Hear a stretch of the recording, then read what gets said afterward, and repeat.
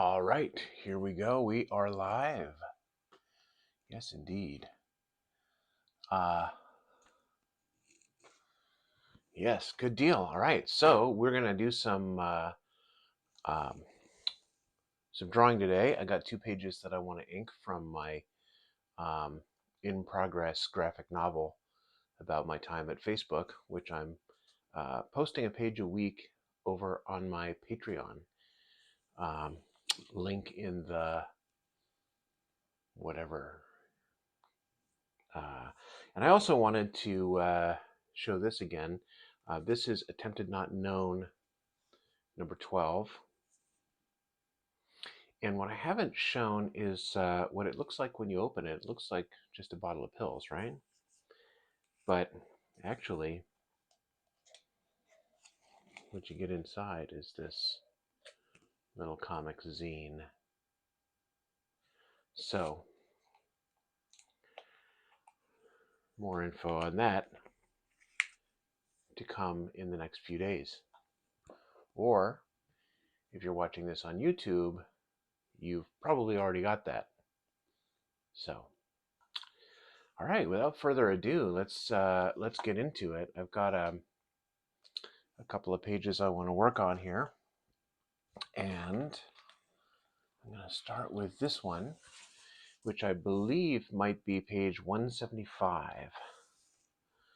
So I'm going to just start inking. Inking is one of my favorite things to do, actually. I do like penciling because it gives me the opportunity to sort of um, decide how things are going to look and create a strong layout. I like thumbnailing because it allows me to do pacing. I do like everything uh, along the way. I like all the parts of the process.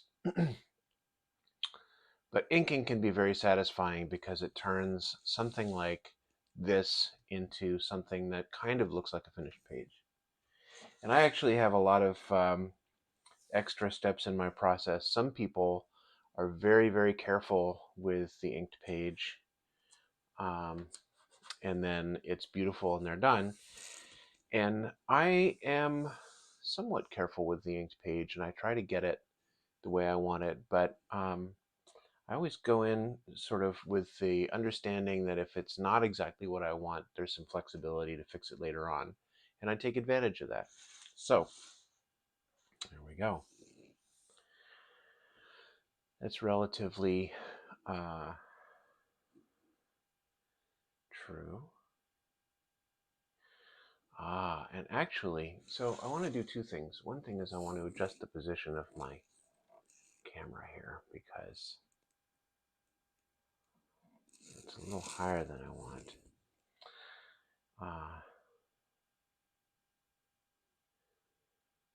And let me move the drawing down.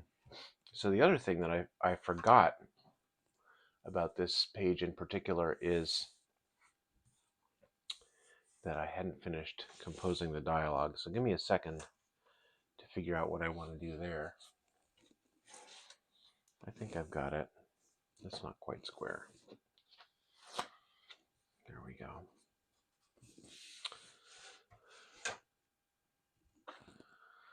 All right. Good. Just make sure I understand all my markings here. So if this is this, see, that's one of the things about inking. It's very easy to get confused if the pencil marks aren't clear.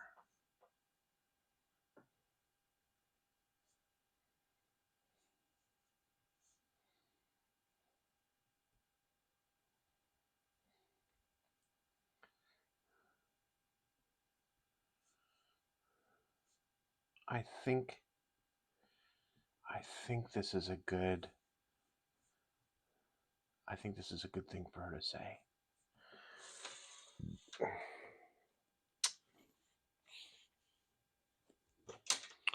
but I do want to take a look at the preceding page, which I can grab for you. Hang on a second. Grab for both of us, I should say. But where in the world is it?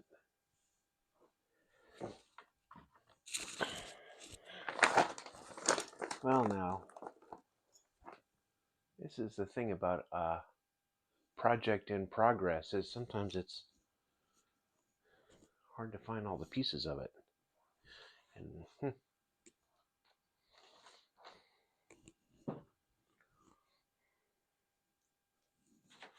yeah, I don't know. Oh, here it is. It was right here all along. Okay, the preceding page. Yes. Yes. It's the it's one that I streamed recently, actually, as of course you might imagine. So with that in mind, my gosh. All right. Let's begin. And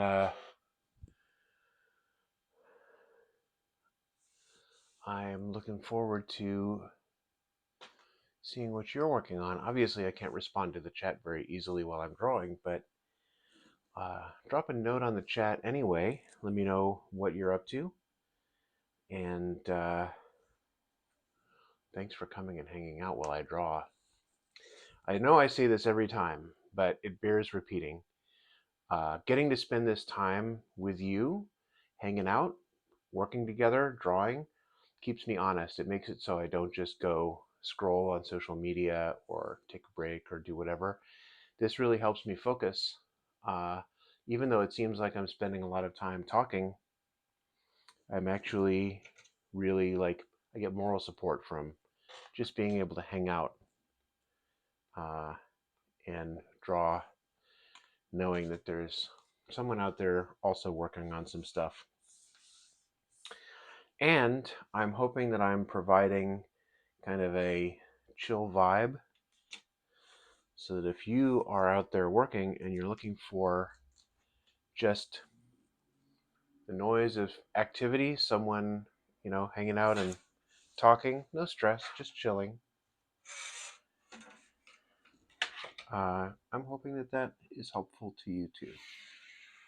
So, there we go. What can I tell you? It's interesting to draw these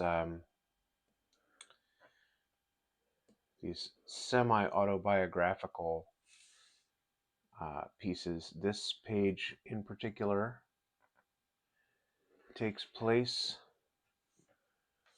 at the time of this streaming about a dozen years ago.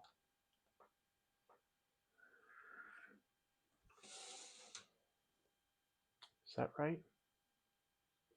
About a dozen years ago. So many things are the same and so many things have changed. This, which you can see here, which shows up in all of these scenes in this room, is a painting that I still have.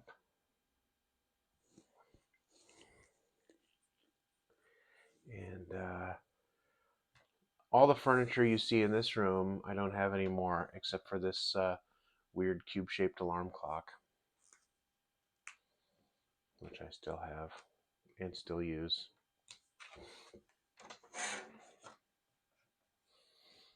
We'll do our horizontals first today.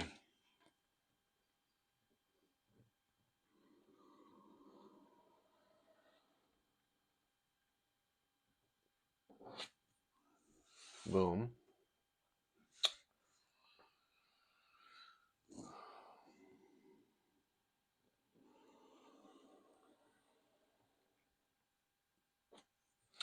I wonder if I should install a real parallel rule on this table. I think they're pretty good. They don't fall off the table like this one does.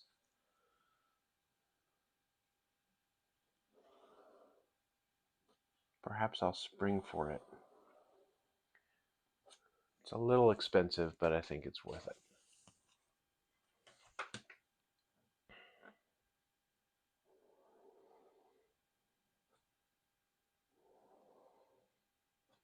One of my favorite things about inking is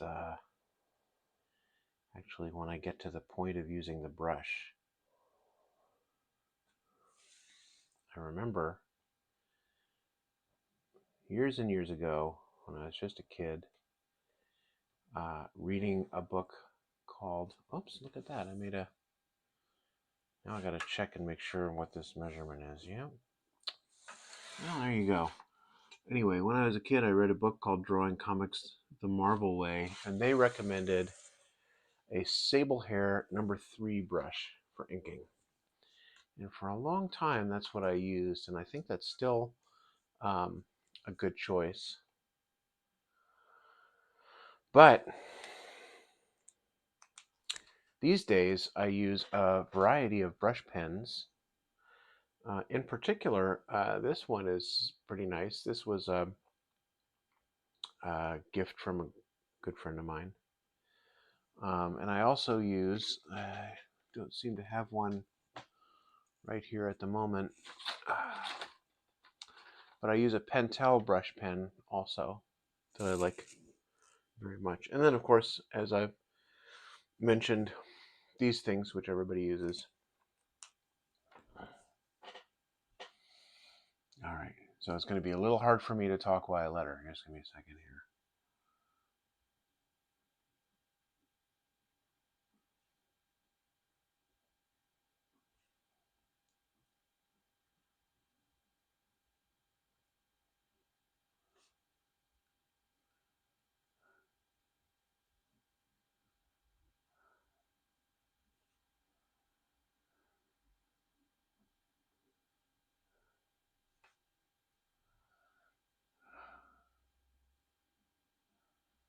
Okay, that's good.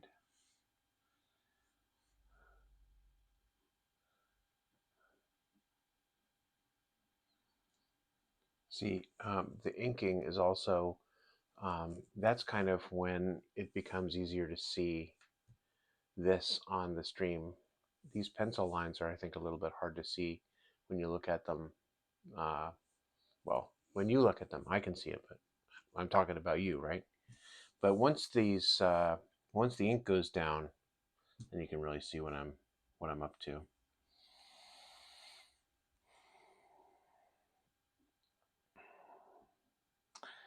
I learned lettering initially by doing architectural drafting.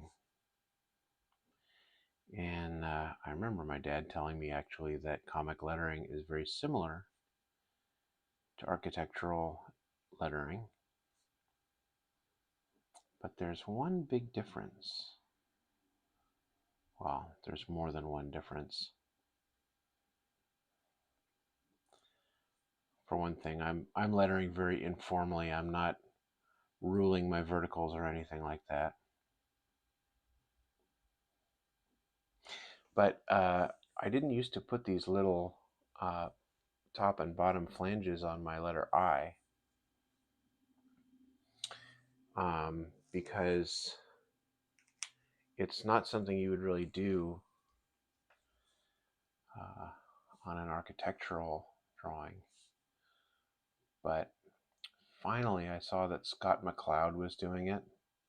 I thought about it, and I realized that all the other letters have horizontals and verticals, and if you don't put those flanges on there, the I has a lot less weight. So I put the flanges on there to make the I kind of heavy enough to compete with the other letters. I know that seems odd, right?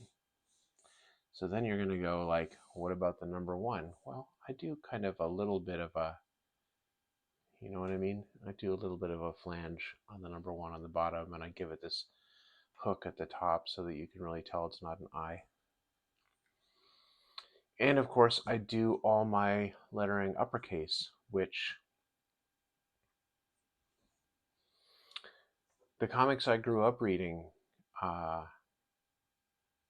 use uppercase for everything, but there are many comics today that use upper and lowercase, or only lowercase, or use different styles for different characters and different dialogue. So let the world be your oyster, I say, with your lettering if you're doing a comic. But maybe you're doing a painting. I hope you're not trying to write a poem, because with me talking, it's probably very disturbing.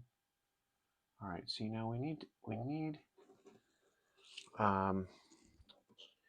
more ink here, and I don't know if I've got a cartridge for this pen handy, because I've been using it. So let me see what I can do.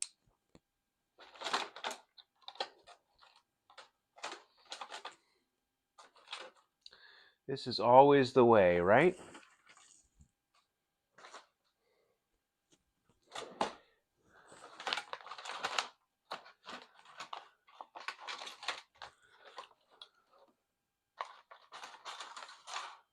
Well, I do have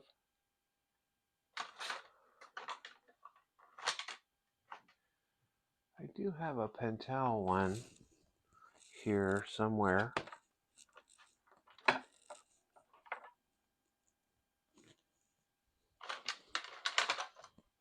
I got this fresh one, but I don't want to open a new one.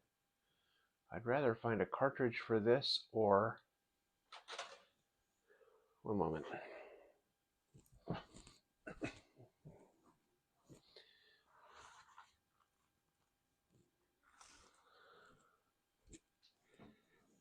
I can always steal the one I keep in my handy dandy little drawing kit here that I take with me virtually everywhere. See?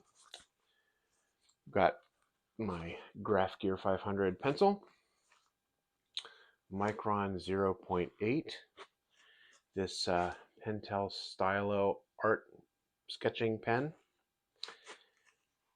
and a brush pen.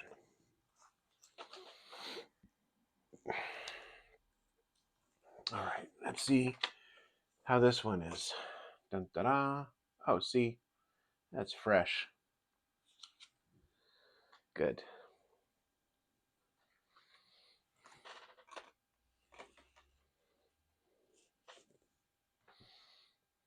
All right, not bad. Okay, how do I want to do this? I will start over here.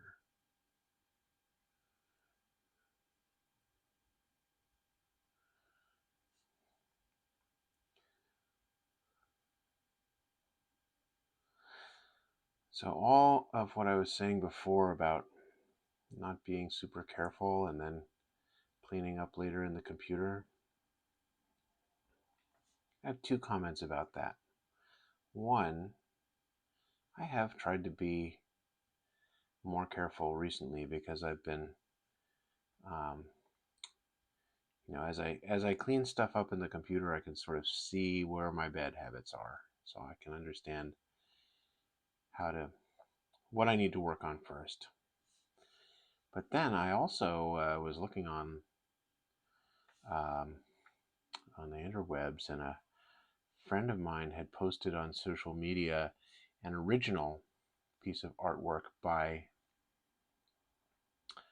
somebody that I consider a giant of independent comics, universally acclaimed as a really solid artist. And I saw all kinds of just the same little kinds of problems that I have. Just little mistakes here and there. So I guess the lesson is, I have to do better, but I also have to not beat myself up too much, because I'm just working with the same kinds of challenges and constraints that anybody would be working with who's trying to do this. Very educational. I have another thought about inking, of course, which is I mentioned during a previous stream that if I were um, penciling for someone else, penciling pages for someone else to ink, I would be way more specific with my pencils. And when I do it for myself, uh, because it's me and I know what I'm going to do, I can afford to be more vague. Even if I ink way in the future and don't remember exactly what I meant, I'm still me, so I can guess pretty well, or I can come up with a new idea. All right, so that, yes, but also, um, never forget that inking is drawing, and if you're an inker and you have a good relationship with your penciler, you can actually improvise and draw and make changes and do things that can positively affect the piece. And of course, since I'm both the penciler and the inker, I have a pretty good relationship with me. So it's possible to bring a lot more kind of organicness sometimes. Or, screw things up. But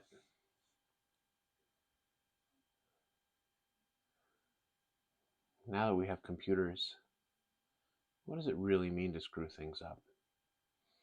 It's almost not possible unless you stop. Like, I think screw things up means uh, screw things up and also not fix it, not continue. That's interesting, isn't it? Like, would it make sense to say that success has something to do with you just keep going until you like it? Not just in art, but maybe in other things as well? I don't know, maybe. Maybe so.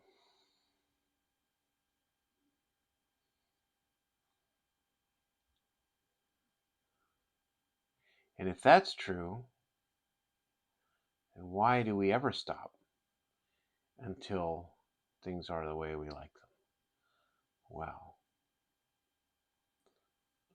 I stop sometimes, um, some people would say prematurely,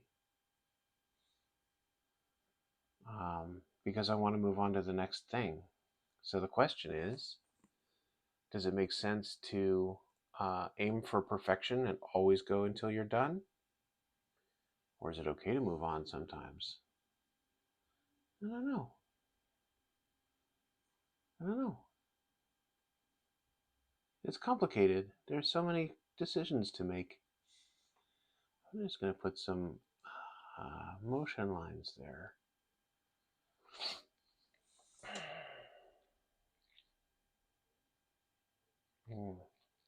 So what I want to do is do the brushwork down here.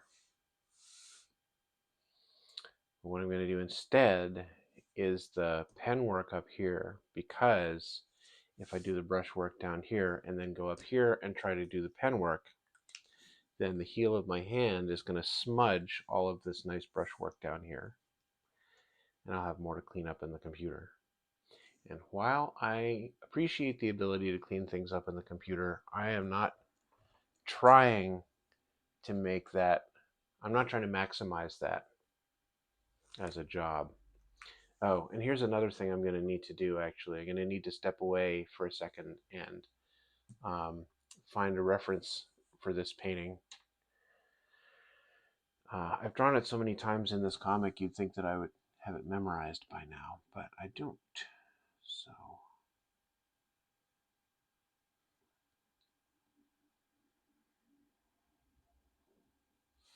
I'm just going to need to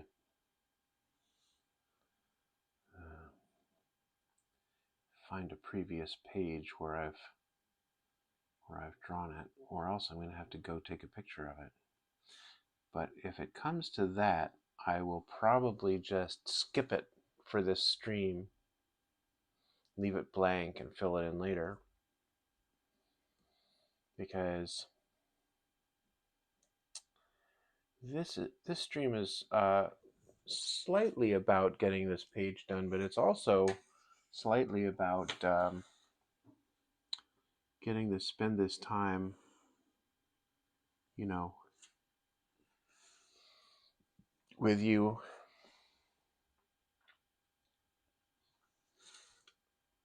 Both of us working on what we need to work on.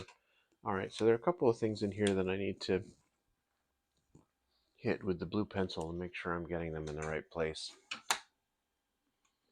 So let's just make sure that line is visible.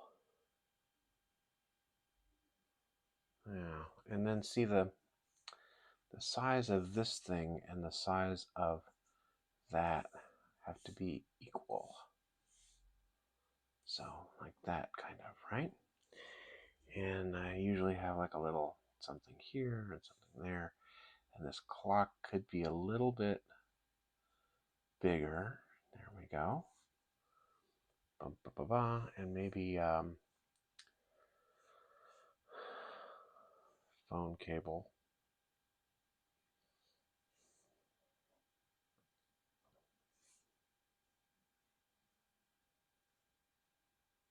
If you were watching the stream while I was penciling this, then you'll see how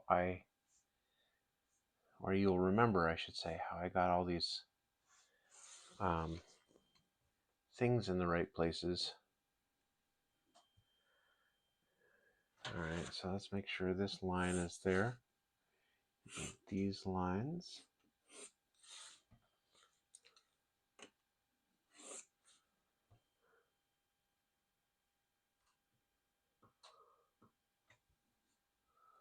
Okay. And this and this should be roughly aligned with each other.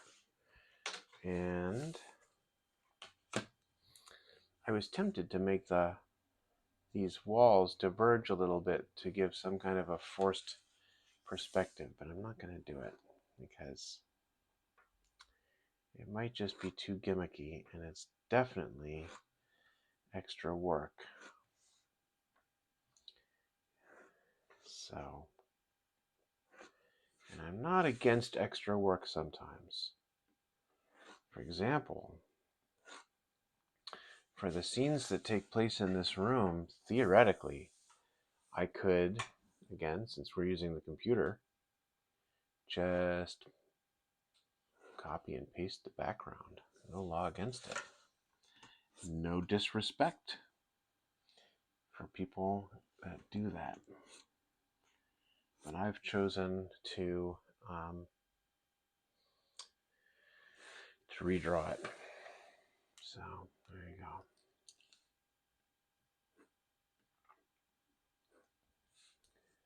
All right.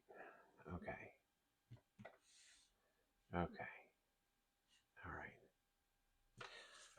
Okay, more or less, I think I've got most of the stuff, most of the elements of this backdrop ruled in here where they need to be. I'm gonna just do that there. What do you think? Oh well, I mean, I suppose I could do the frame on this thing.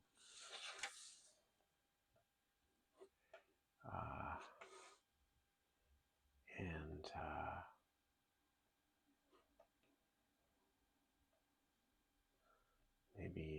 maybe that goes there actually.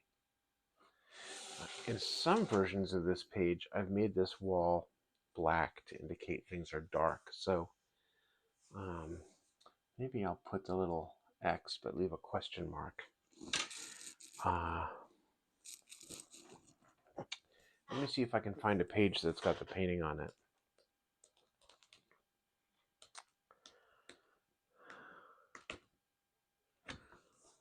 One moment. Oh, I also I got a new microphone. that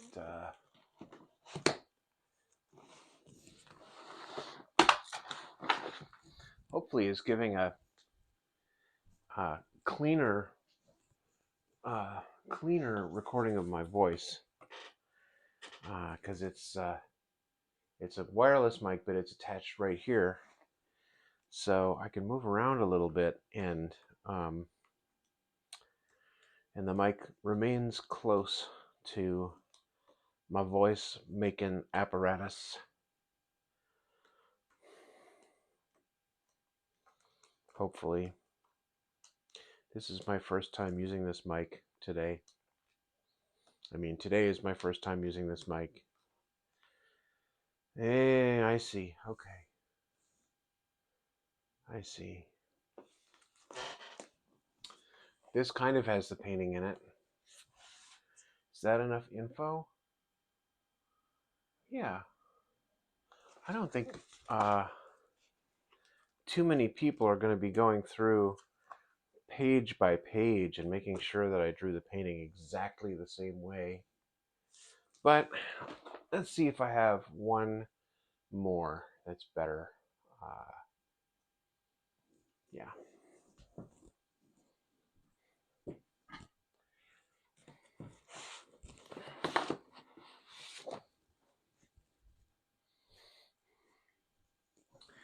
These big portfolio books are useful for keeping the pages in order and for storing them long term. Each one, see, here's one where I didn't even fill in the painting at all. So that's another way I could go, right? But these portfolio books each hold 48 pages of the comic, and I'm in book number 4 here. Look at that! Boom! That's what I was looking for. Yes. Okay. Okay. Yeah. So that one. Okay. Yeah, we can use this. So there's one here, and the tail kind of goes off the edge, and then there's one here, kind of intersecting, and then there's lily pads. Yes, yes. And then there's one here that's very curvy and just almost hits the bottom of the painting. And what else? There's one here. Bump, bump, bump. Okay. And one intersecting with that one. And one coming in here. And then one here and one here. Yeah. All right. I think we got it. So I'm actually going to do the painting next, because I see it as a threat and a challenge.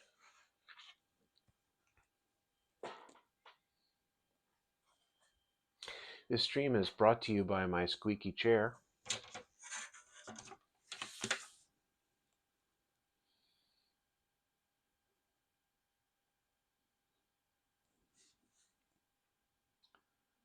All right.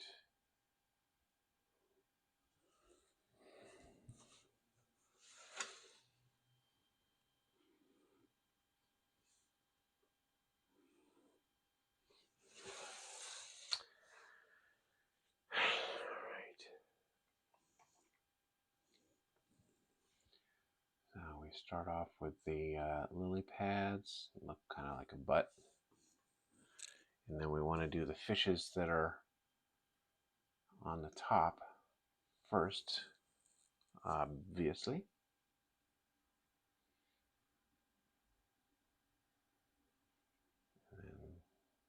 that's like that, like that. All right, maybe this one.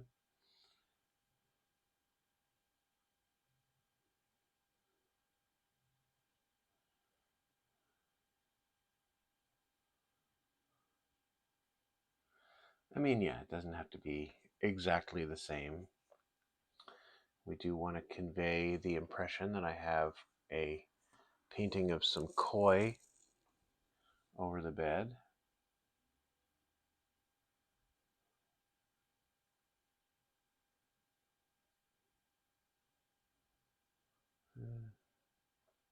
Whatever. What's this? I see. There's probably another weird little one there. There's also a flower here.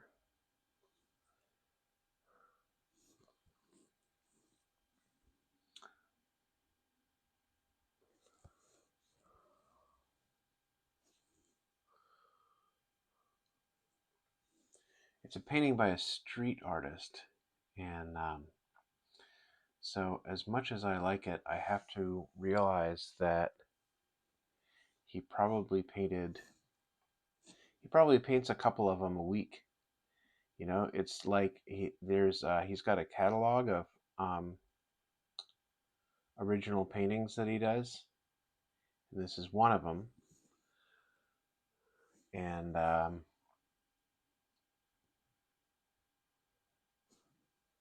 so it's not unique. It's not like I'm the only person in the world who has this exact painting. But that's okay. I don't mind. Like, the point of the painting is not to be, you know, exclusionary. I don't need. I don't need to make sure no one else has it. And I liked his paintings. I mean, they're very sort of decor. He's not doing like weird, challenging, abstract art. He's doing interesting, very pleasing art. And something about this painting pleased me a lot, so I bought it. And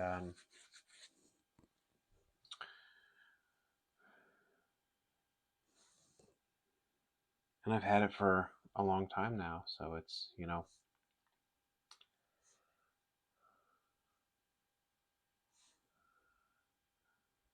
a full-fledged you know member of the household art. All right, see, when I penciled that in, you didn't think it was going to look like a phone cord, but there it is, and I can even add a phone. Okay, well, I mean, not everything is perfect, right? Okay, now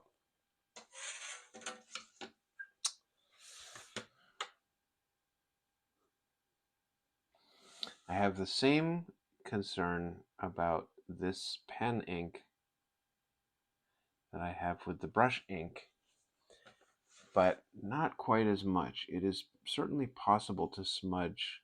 Ooh, that's weird. Oh, that's fine.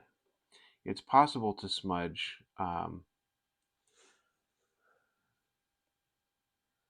the pen ink, but if you just give it a second, it's also possible to not smudge it. Whereas the brush pen stays wet for quite some time. I'm not. I was going to say I'm not sure why, but I think I'm going to say I am not kidding instead. Um, what order do I ink things in? It's interesting because it's like a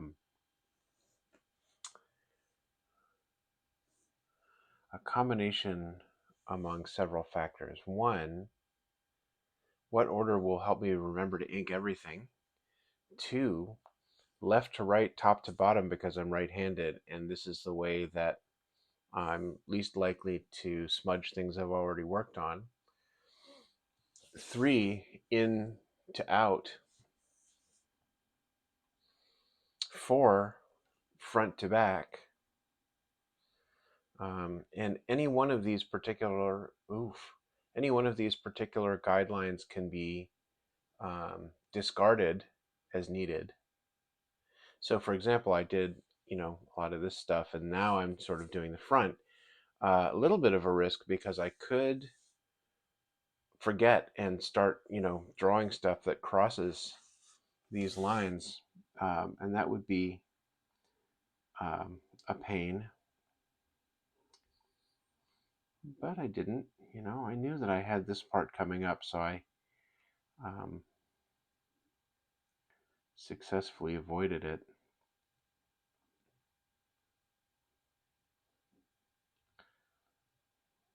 The careful reader of this comic is going to wonder how many of these little posts this bed had, and whether it had the same number at the head and the foot. And it's because I draw them the way that they look good to me on the page at the time. I didn't strive for furniture accuracy. I'm trying to get images that support and move forward the reader's experience of the story.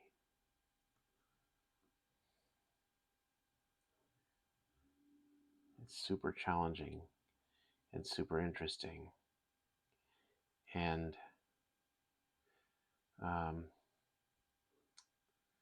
it's easy to get a little nihilistic sometimes because, well, here we are. Whoops, that's too large.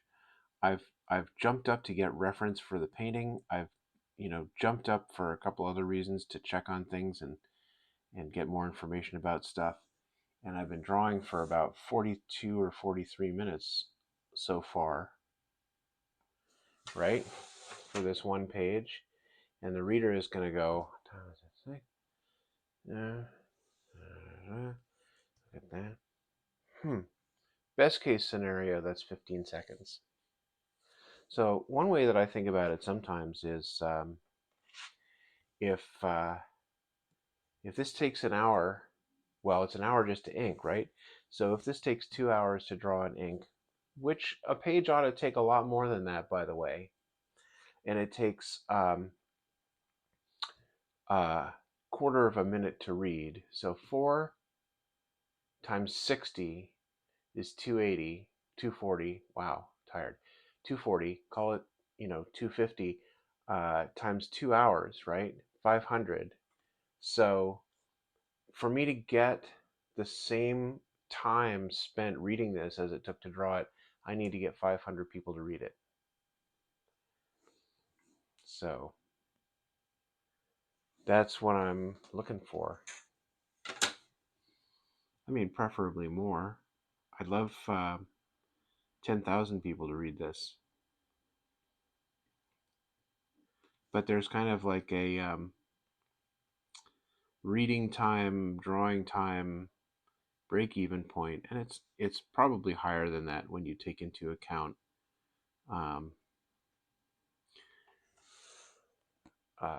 writing the script, thinking about the story, living the story. Probably I need 2,000 or 3,000 people at least, actually. So I guess what I'm saying is, tell your friends, man. Oh yeah, so I realize that you might say, but it's awfully hard to read this thing if it's not out yet. True, but I do have a Patreon, and for those of you who are not interested in signing up for yet another online thing and don't want to read anybody's Patreon. I also have a bunch of existing comics, some of which are in print at Amazon, some of which are available directly from me, and some of which are completely free to read on vidriocafe.com and attemptednotknown.com. And I don't have like a huge bunch of ads. I don't have like a sponsorship deal or something, or a paywall where you're going to get hassled. You can literally just go to those sites and just read stuff. I don't even do cookies. I don't collect your information unless you're, you know, like if you fill out my um, form to join my email list, then I get whatever you type into that form. But I'm not collecting your information in any other way. Seriously. Phooey. See, I think those dots are bad. Get rid of those. So seriously, just go to attemptednotknown.com and vidriocafe.com and just read some comics, and then you can go in, you can read the comics, and then you can walk right out the door, and I would never even know you've been there.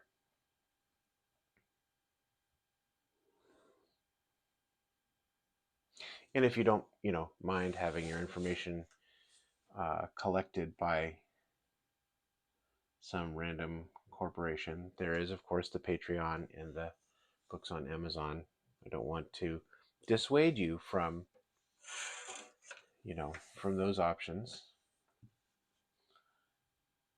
I mean, I think it's worth it personally to buy comics, especially if you can buy them directly from the artist. And I do so. I support a bunch of Kickstarters, and I've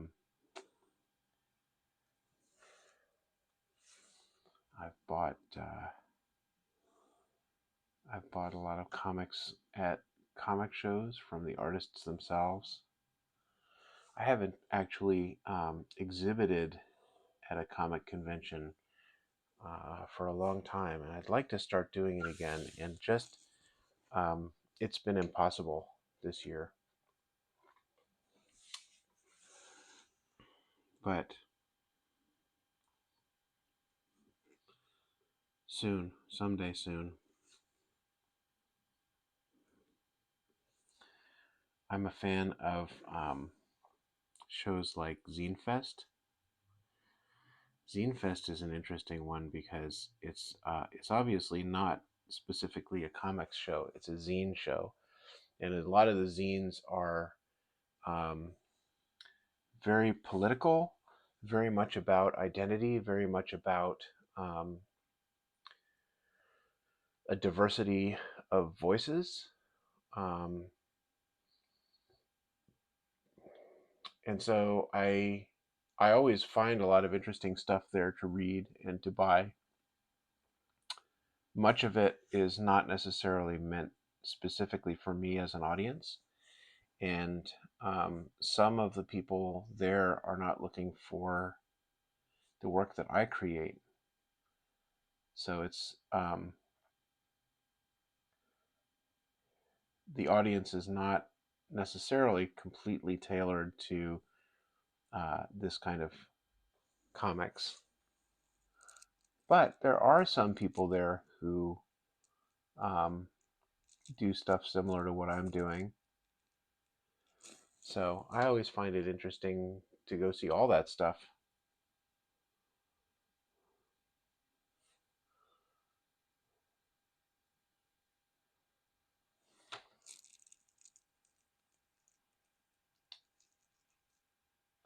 It's been too long since I went to a zine fest. There used to be a show called Ape, which I talked about a little bit on the previous stream because um, I was doing some cleanup on a scene that takes place in the very same building in San Francisco where Ape used to occur. At one point, it moved to at one point it started in San Jose actually, and then moved up to San Francisco, and then moved back down to San Jose, and then slightly kind of disappeared. But anyway, it used to happen in San Francisco for a few years at a building called the Concourse. So during my most recent stream, while I was cleaning up some of the scenery that takes place in the Concourse, I was thinking about Ape and missing those days. Many of the people from those days have moved away or have advanced in their art careers to the point where um, they don't go to the same kinds of shows anymore.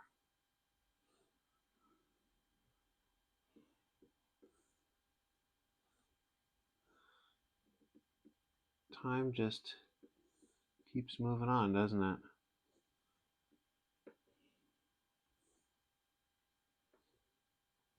I guess you could say that I've advanced to the point where I don't go to those shows either. But maybe I should regress.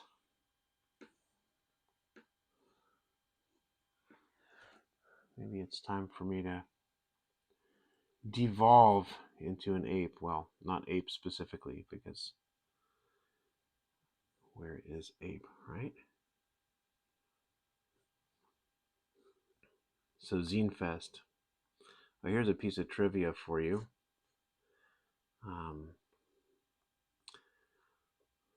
I've never been to San Diego Comic Con. Ever. Not even once. Isn't that weird? I'd like to sometime.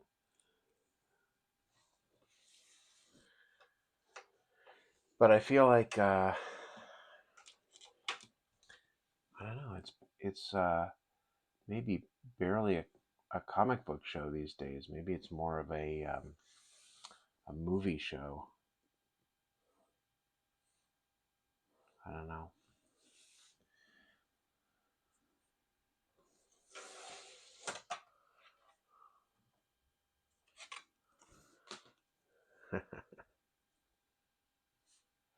All right. We're almost done with the top half of this page.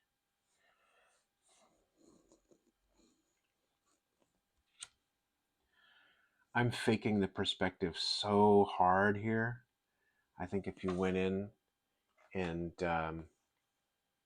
really did the math to see what the perspective should be, you'd find mistakes.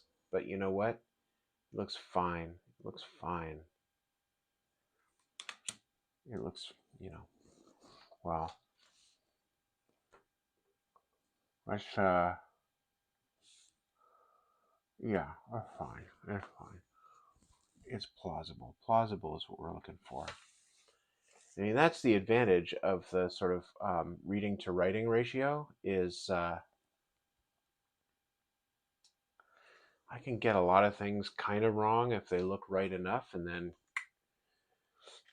people will just move right by. All right. So, air conditioner.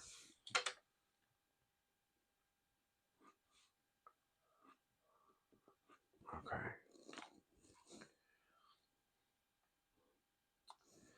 So how did I do this before? Okay, so it's like this, probably. I'm gonna just wing it.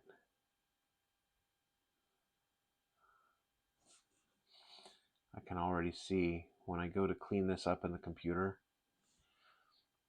that box, so much going on in there with the corners not meeting and the lines not being straight. So I'm relying on scale here to take care of those imperfections.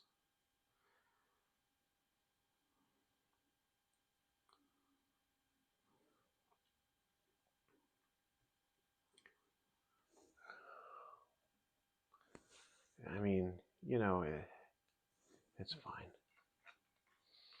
I don't want to be too glib anyway, right?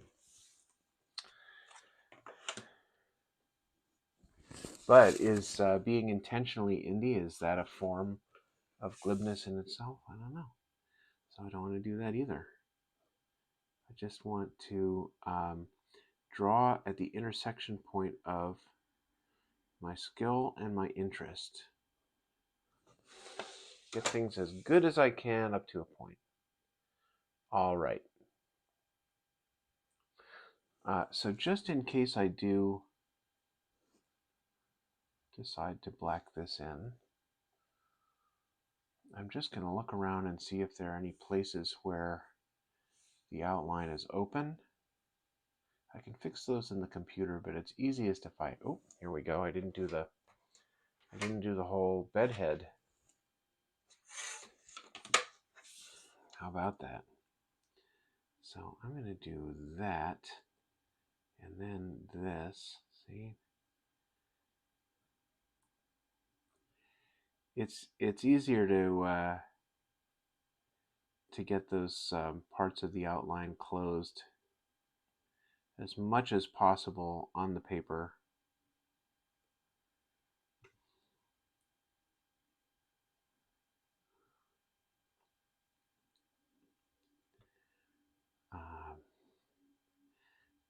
Then I have to do a lot less kind of hunting around.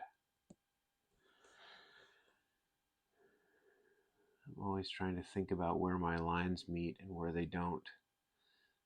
Sometimes you leave lines unattached intentionally to create depth or space or to relieve potential confusion.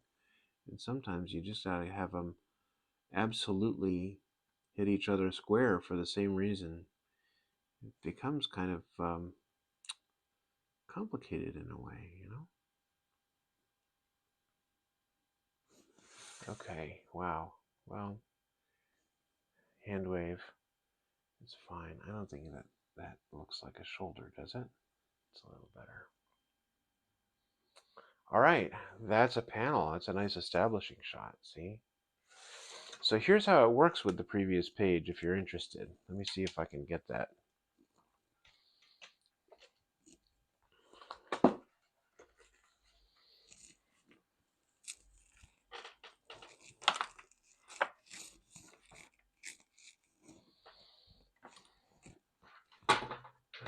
Now, where in the heck did I put it?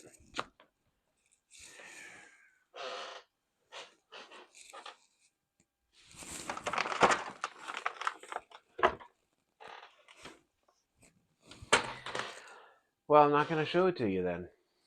You'll just have to wait and read it when it comes out. All right, anything else I want to do to that panel? No, I don't think so. So now I get to switch back to the brush pen in a moment, but first let me just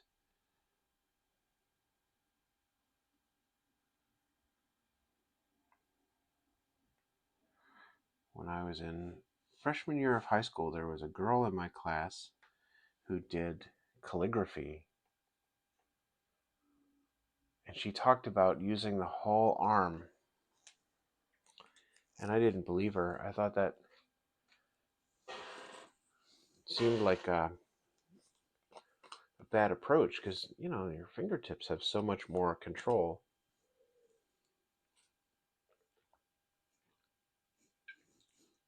But she was so right. Use the whole arm.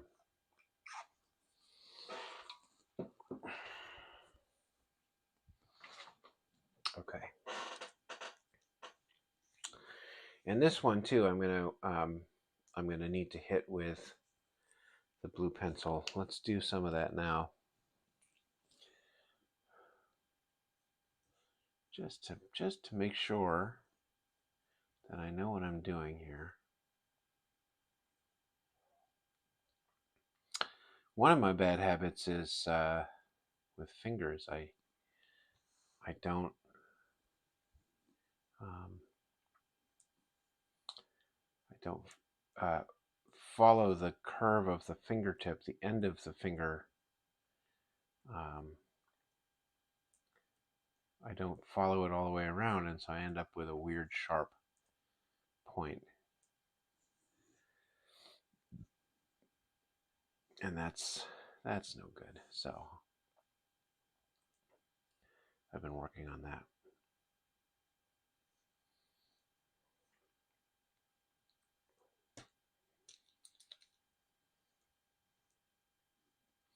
I forget when I'm drawing with the blue pencil, the lead is very, very soft, which means that it breaks easily, but it also, you go through it a lot faster.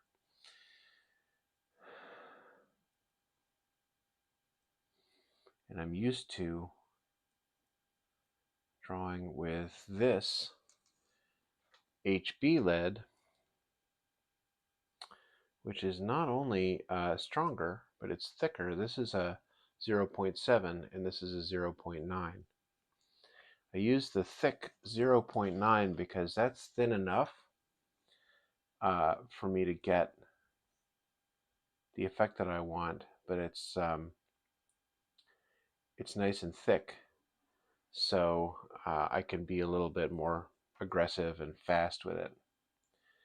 I think a lot of people use a 0.5, which is really nice if you're doing very detailed penciling, because you really can just get right in there with the details, you know what I mean? But it's not usually what I'm doing.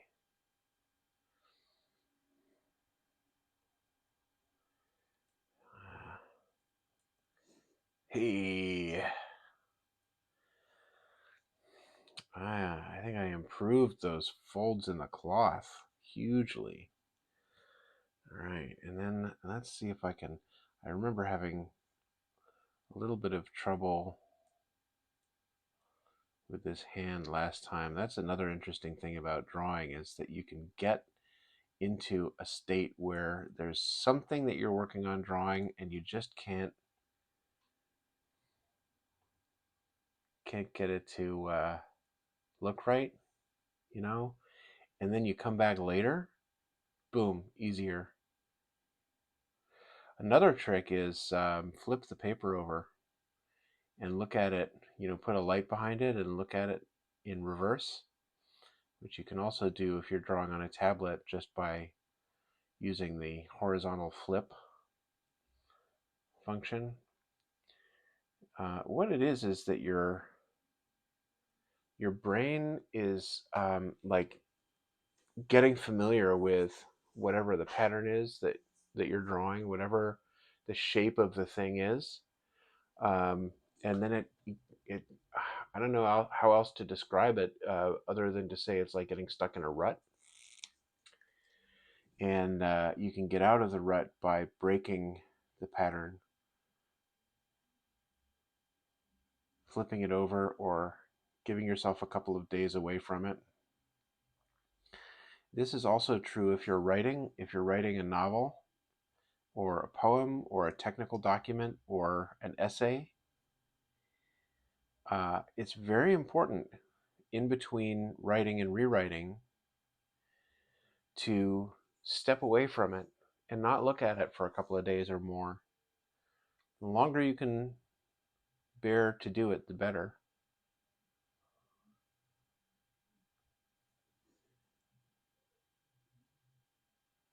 Your rewrites will be much better.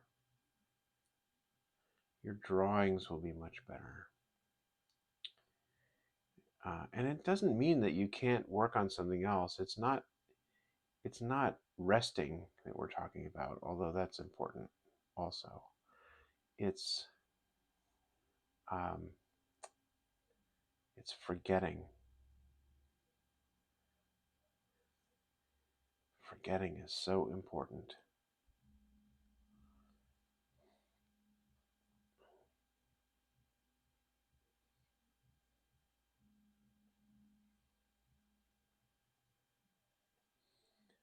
Forgetting is one of the things that makes us different from computers.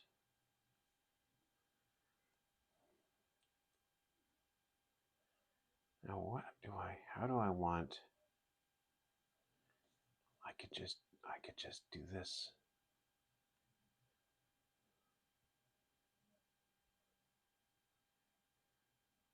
See, this is what I was talking about with the improvising.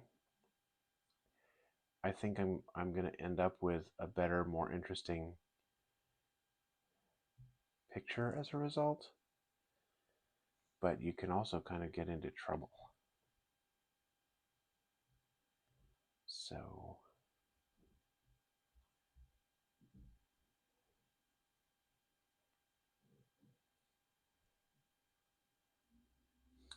yeah, forgetting is so important.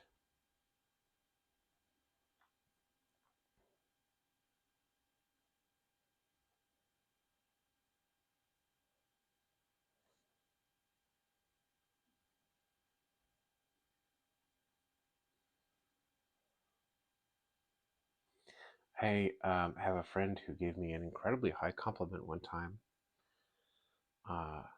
When he met Mel, he said that she looked just like her comic book character. Isn't that nice?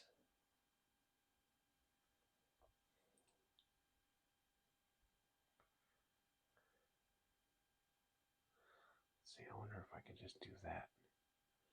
Now she looks more like herself.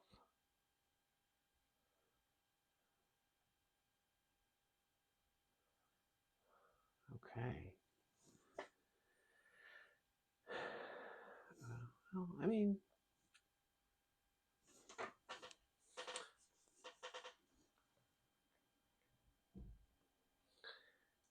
it's tough because there are always things that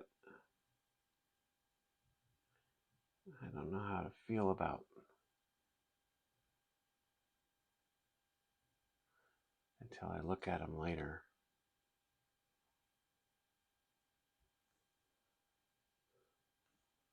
So again, forgetting, you know what I mean? I'm really gonna know how I feel about this page when I haven't looked at it for so long that I don't remember any of the decisions I made while I was drawing it. Sometimes that takes a long time. Sometimes I look at a page I've drawn a long time ago and I can remember what it felt like to draw it. And if I was listening to music or a podcast or had a movie on in the background,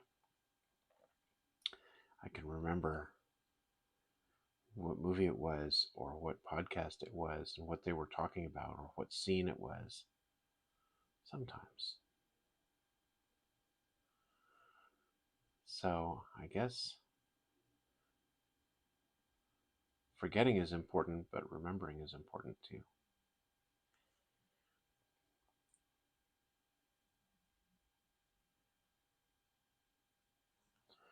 Boy, howdy. All right. See, so I'm just at this point improvising a little bit on an area that didn't have any coverage. And see, I did this on purpose. I don't know why. I made it so that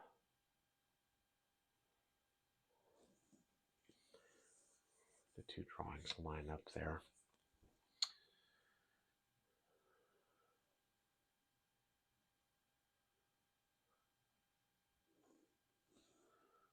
I don't know if we're going to,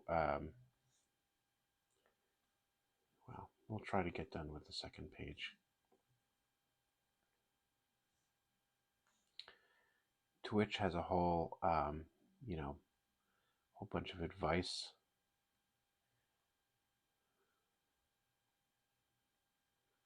One of the things they say is try to stream for a couple hours to let people trickle in.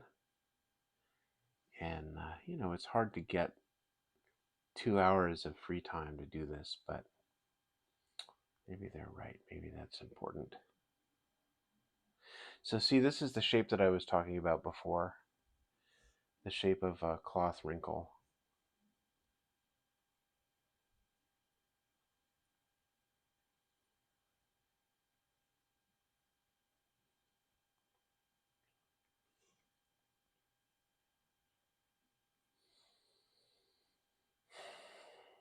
All right, we're very close to done with the brush part of this. As you can see, I have another drawing of the painting to do. That's one of the weird things about comics, is that it's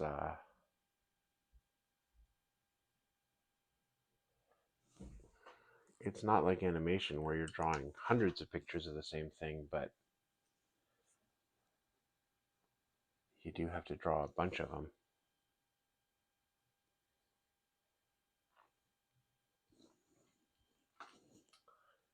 All right. All right.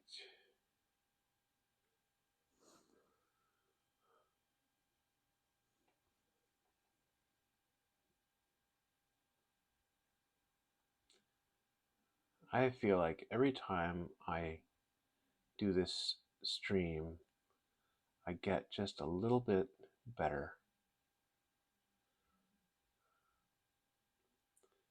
One of the things I want to work on next time is having like a card or something to display at the beginning while I'm still getting set up. Right now it's like I just switch on the thing and then we're live, and I feel like I could provide a bit more polished experience. So I'll work on that. I have some ideas.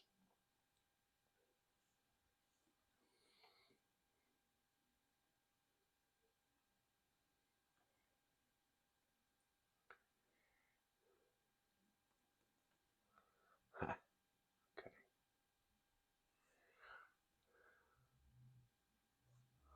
Sexy.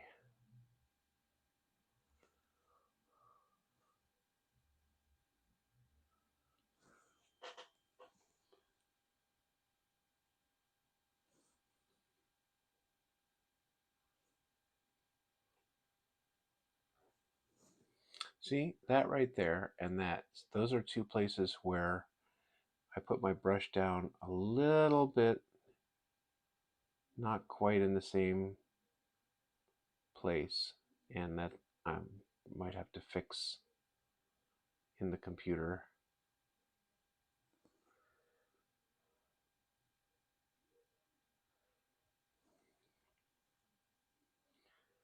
Um, there, I crossed the finger just now, and I think this knee actually needs to be higher. So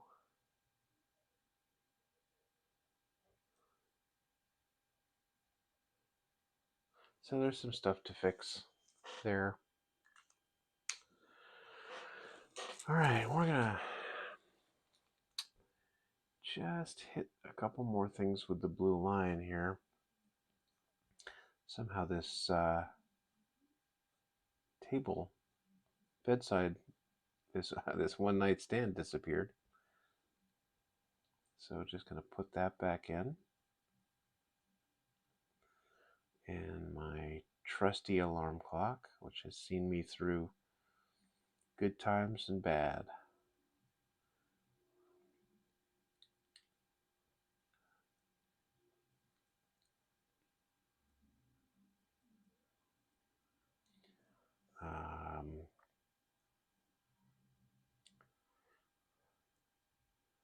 Phone.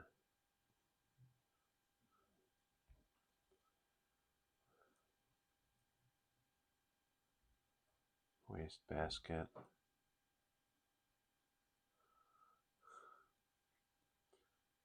Other basket. This other basket is a laundry hamper. I'm not sure if it's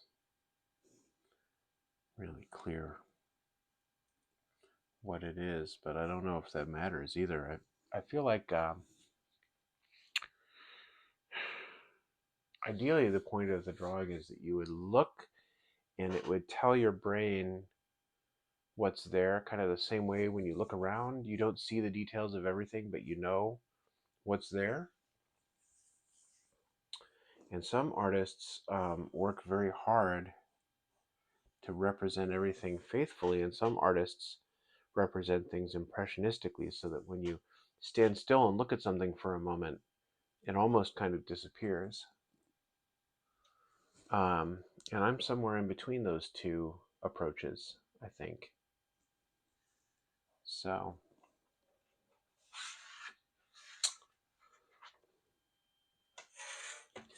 for better or for worse.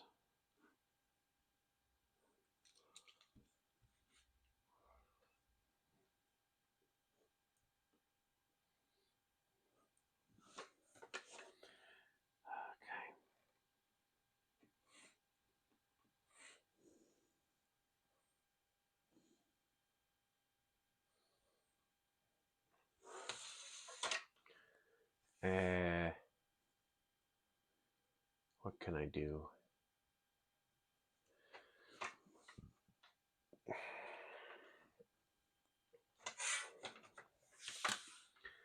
can line this in.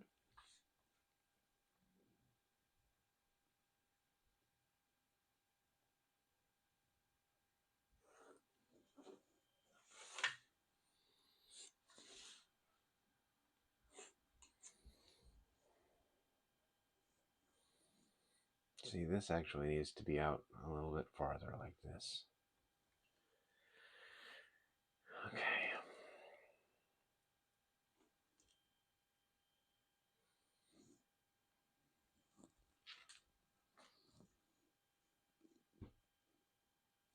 Here we go.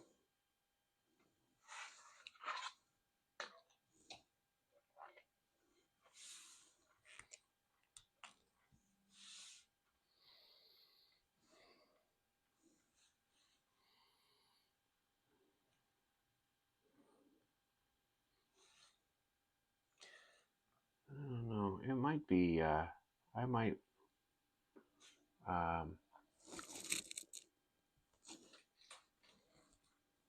excuse me.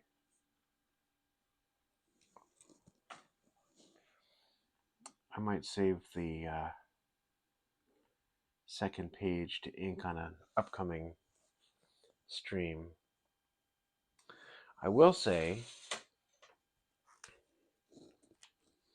that I'm expecting to have more time in the next couple of weeks to do some streaming, maybe even earlier in the day. I know that there are people for whom this isn't the ideal time zone.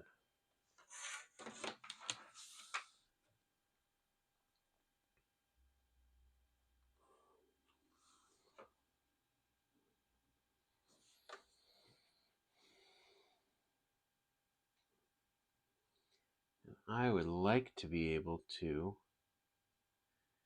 invite even people from other parts of the world, no, especially people from other parts of the world, to hang out and chill and again, share what you're working on. If you're working on something interesting, leave a comment. Love to see it. So I'm going to do the same thing here. I'm going to just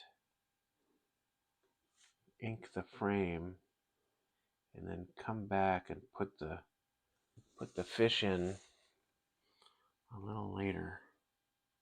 Not, I mean, now, but I want to get this stuff inked in first, and then I'll put them in.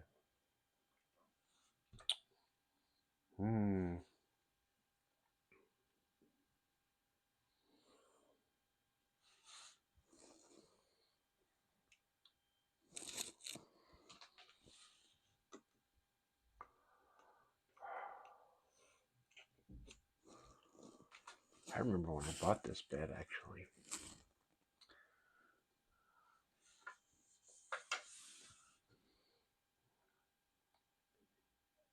It was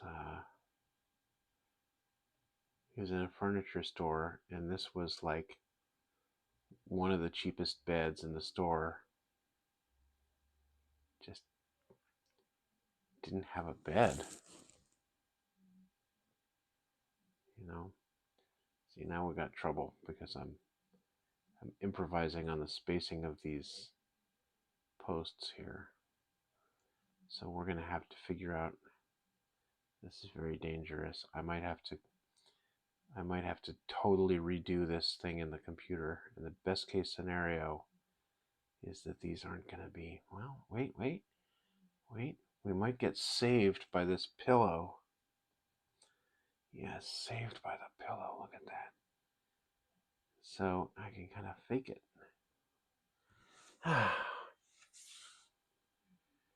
Love it.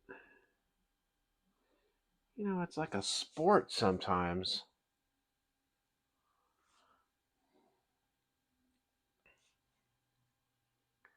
Anyway, it was a decently comfortable bed. And pretty easy to take apart and put back together when I moved sometimes. Stuff like that. And pretty attractive, I thought. Not bad looking.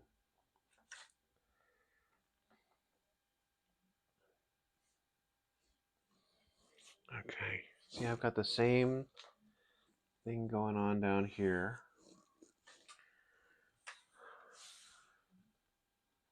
Got these posts. That is the one thing about this bed. It's got all these posts I have to draw every time. And the bed I have now does not. The bed I have now, the head is just a big black rectangle. So much easier to draw. In a way, I feel like that should be the number one criterion when I'm buying furniture is how easy is this going to be when I have to draw it. Yeah. This chair is so uncomfortable, but it's so easy to draw, you know, that kind of a situation. This chair, of course, is not uncomfortable. It's fine. And it's easy to draw. And it was cheap.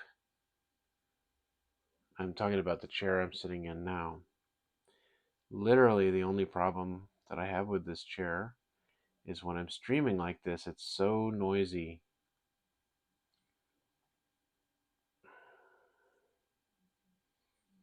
Why am I so sloppy on this today?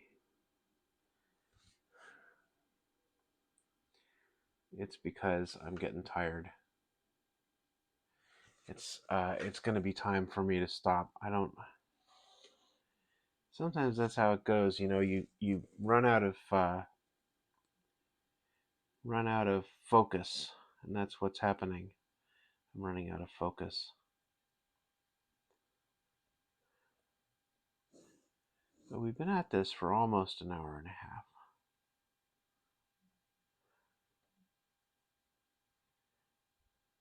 I'd like to do a longer session, maybe on a weekend.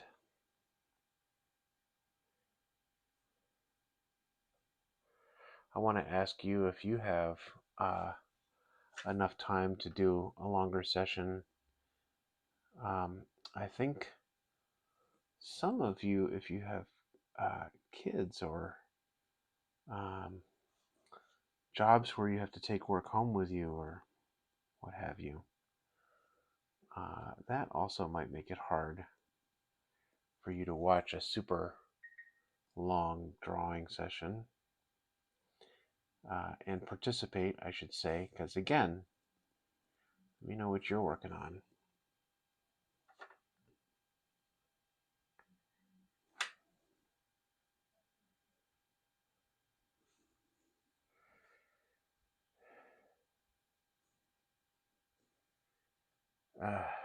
I always forget how to draw this clock. So I'm going to maybe just leave that detail out for now. I have 2 more steps after the inking stage. One is that I can, when I scan it, I can clean up all the little imperfections and things in the computer. But then after that, I'm also, in the computer, I'm also adding gray shading and redrawing things that need to be redrawn. One of my concerns when I started this project is, it's going to be quite some time, possibly several years of working on this graphic novel, which turned out to be true, by the way. And my question was, is my drawing style going to change during that time noticeably enough that some of the later pages will look different from some of the earlier pages? And that is also turning out to be true. And so I'm taking the additional step of when I do the gray shading, I go back and I redraw things that I drew earlier to make them more consistent with my style as it evolves. Anyway, long way of saying that I have plenty of opportunity to fix stuff.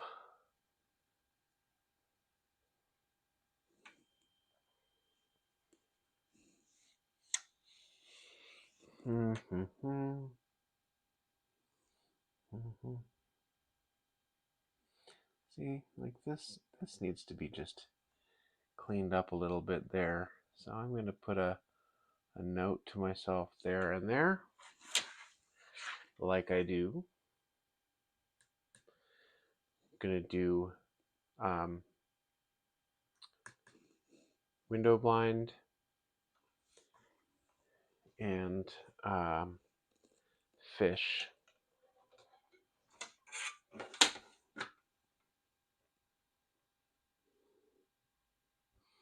And I guess I should make room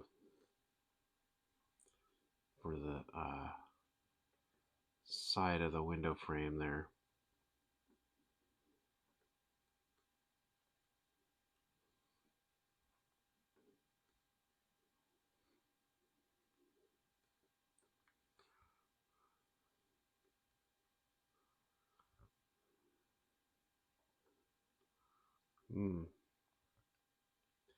So interesting.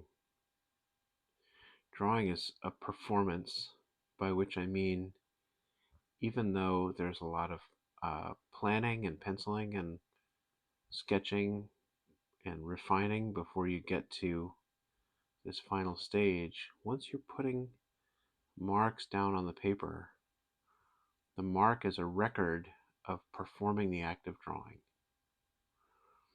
And that's so fascinating because it means that you can watch yourself make something great or watch yourself make mistakes. And when I'm ruling these lines in parallel, these window blinds, and I see one of them I got too far away from the previous line, and one of them's too close and too narrow, and one of them's not quite long enough, and it looks like I'm diminishing the spacing over time, or the spacing is growing over time. It just reminds me that it's a record of an act. It's a record of an action. You can't get away from that. There's no perfection. And these days, as AI gets better and better, I wonder what the human artists, oh my gosh, what happened there? What the human artists will bring to the table besides imperfection. Okay, so fix window.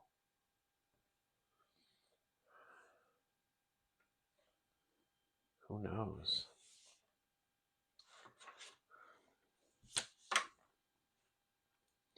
Who knows?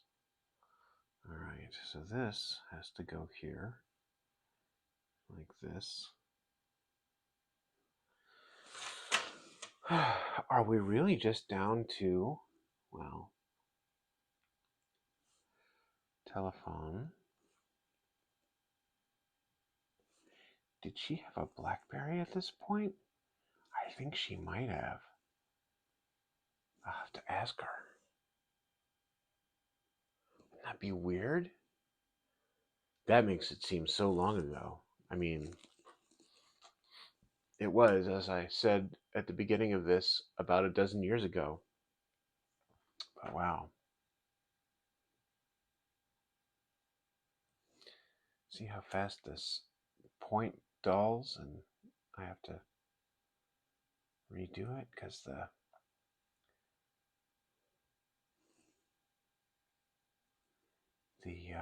lead is so soft.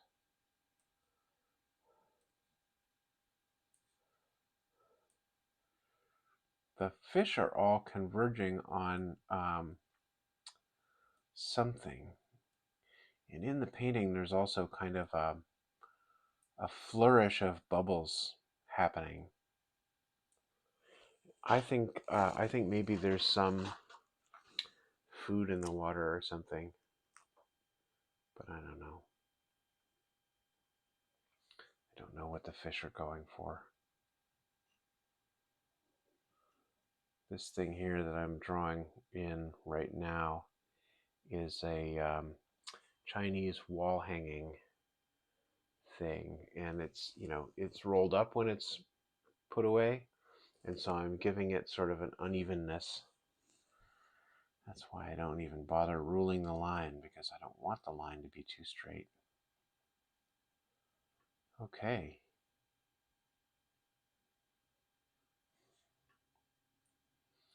One last burst of mental energy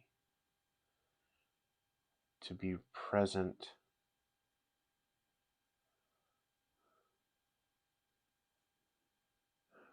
To be present.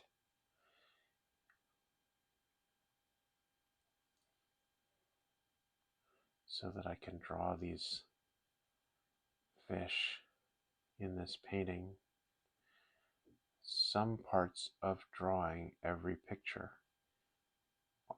or I should say, every picture has some parts that are laborious or tedious. And the trick is to find what you love about those parts and enjoy it and be present. And sometimes I don't do that. Sometimes I fail.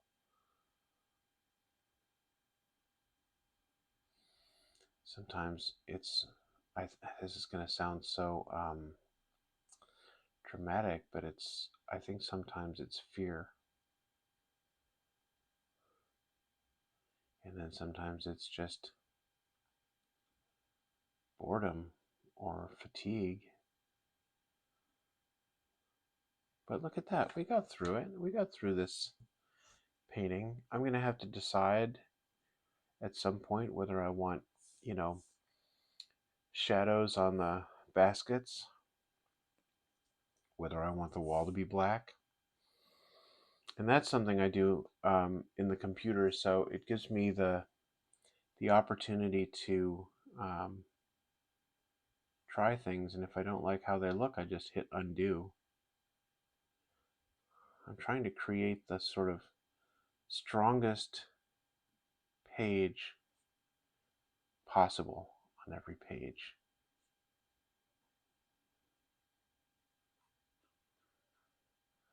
But I gotta be transparent with you too. Like, you know, sometimes it feels like it's going great and I'm super proud and super happy of the work that I'm doing. And sometimes it's just a struggle. And that is one of the reasons that I enjoy this stream, because I feel like if you're just watching or if you're doing something at the same time, we can kind of be in the struggle together.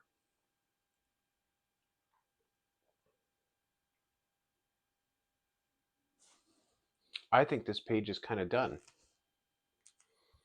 I think it looks pretty good. I don't even see a huge number of things that I would want to fix later. There's always something. There's always something to improve. I mean, look at the difference between the top of this basket and the top of this one. You know, fix basket. Future me can take care of that. And just darken the hair a little bit. That's cool. That's not bad. That's not bad. I feel like this page went pretty well. And we've been at this for a little over an hour and a half, so I don't think I want to really get into this other page right now. I'll have to stream again soon. Even though it really is only as complicated as one of these two panels from this page, I really would like to approach this one from a fresh place, because if you look, there's, you know, the bathrobe and the other clothes here and sort of the attitude that both of these characters have. I really want to give it what it's due, so that I can put detail and subtlety into it. So next time. In the meantime, thank you so much for hanging out with me. Sign up for my mailing list if you want to be notified when I'm going to stream again. You can find me on Twitter. You can find me on Patreon. I'm everywhere as Vidrio Cafe, even Amazon. Oh, I did want to do a couple little sweaty wrinkles here. Yeah. So, you know, look for me online in those places, and sign up for my mailing list, and I'll let you know when I stream again, when new comics are coming out, when and where you can get Attempted Not Known number 12 and other cool things like that. But in the meantime, please come back, draw with me again. Let me know what you're working on. And I will see you again soon. All right. Thank you.